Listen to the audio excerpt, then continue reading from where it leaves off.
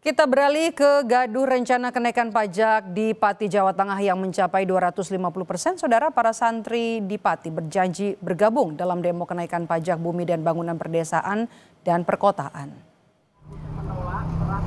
Posko donasi untuk aksi penolakan kenaikan pajak masih didatangi warga untuk memberikan donasi. Tampak tumpukan dus air mineral memenuhi trotoar di depan kantor Bupati. Unjuk rasa yang digagas Aliansi Masyarakat Pati Bersatu ini menurut rencana akan diikuti oleh ribuan santri dari Aliansi Santri Pati untuk Demokrasi.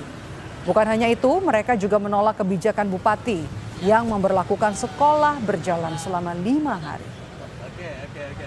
Ini ada orang menolak itu, ya, selain kita menolak kenaikan PBB yang 250%, ada yang 300 bahkan sampai 1000%. Yang memberatkan masyarakat, kita juga menolak kebijakan Bupati tentang 5 hari sekolah yang itu mengganggu pelaksanaan pendidikan keagamaan. Kalau ada kebijakan itu mohon dikomunikasikan dengan pihak-pihak terkait biar tidak terjadi kekisruan yang tidak diinginkan.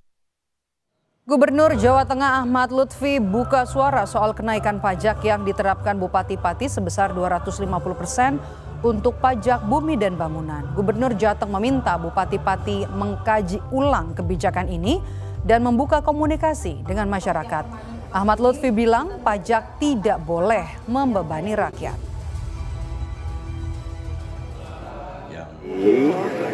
Jadi ada dua hal yang perlu kita lakukan. Kita harus dibuka keran komunikasi. Dan ini sudah saya sampaikan ke Bupati Pati untuk dibuka komunikasi dengan masyarakat terkait dengan public complaint wilayahnya. Itu untuk menjaga kondisi. Kemudian yang kedua terkait dengan materi yaitu naiknya PBB. Satu prinsipnya adalah disesuaikan dengan kemampuan daerah. Kemudian yang kedua tidak boleh membebani masyarakat, sehingga perintah saya untuk dilakukan evaluasi dan kajian. Kalau perlu diturunkan saat itu, itu nanti akan dibuka dialog dan secara cepat, jangan berlama-lama. Sementara itu Menteri Dalam Negeri Tito Karnavian menyebut telah memerintahkan inspektorat untuk melakukan pengecekan. Diketahui sebelumnya kebijakan menaikkan pajak bumi dan bangunan sebesar 250% ini oleh Bupati Jawa Tengah menuai protes dari warga. Yang penting diterima dulu. Nanti kita cek.